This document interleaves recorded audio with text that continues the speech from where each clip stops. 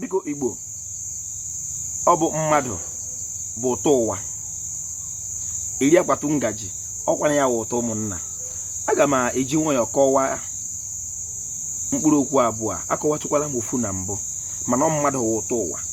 N'iji maatụ, ọ bụla anyị nleteta echi na-abịa abịa hapụ gọvanọ na-achị steeti a Alex Oti dọkịta ezigbo mmadụ ọ ga-adịrịgala mma, anyị hapụ ya pụwa pụshịwala obodo a. Eji m n'aka na ọ ga-evukwa akpa ya soro anyị pụwa maka mmadụ ụtọ ụwa. Biko aha m Nkwachukwu Ojiagbọ, a na-akpọ m Ojiọfọ. Abụ m onye olu okoro nke dị na Ọmahịa n'obodo nke Chineke n'okwu bekee. I'm from Olokoro in Umuahia South Local Government Area of Abia State. Abụ m onye Igbo, abụ m onye Chiizm n'okwu bekee Godianism. Isiokwu m n'ụbọchị nke taa bụ na ọ bụ mmadụ bụ ụtọ ụwa. Biko aha m ikele ọha nwa eze, aha m ikele ma ndị nze m ọzọ, aha m ikele ndị chịrị chi n'ala Igbo.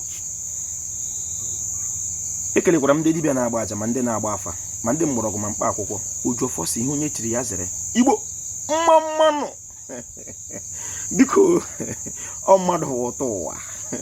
Ọ na-eme ọkọkọwa anụ ọhịa ya gakwuru osisi, mana ọkọwa mmadụ agakwuru chi. Ọ bụkwa na mmadụ bụ chi ibe ya. Ọ dịghị anya na ahụ tụrụ Chineke. Onye ọbụla Chineke ji rụọ ọrụ bụ chi nyere ọnọdụ ahụ. Nke ọbụla kpere enu ya na-esu mbịa bụ ekwensu maka okwu Igbo, ọ ga-adịrị Igbo la mma. Ihe m na-abịakarị erewa ahịa mana ana m eji nkụzi abịa lee ihe m bịara ire odogwu ha ma ọ na-eme nghọta ya, ọ na-adị m mma, ọ ga-adịrị onye ọba a na mma. Obi Kuba na Ojiọfọ kelere mma. Biko na mgbe gboo ihe ndị nna anyị chọrọ wụ mmadụ. Ugbu a ndị Igbo ahapụla ịchọ mmadụ chọwa ala maka na nwere ndị na-ara anyị ala anyị. Ị ga-amazi Igbo.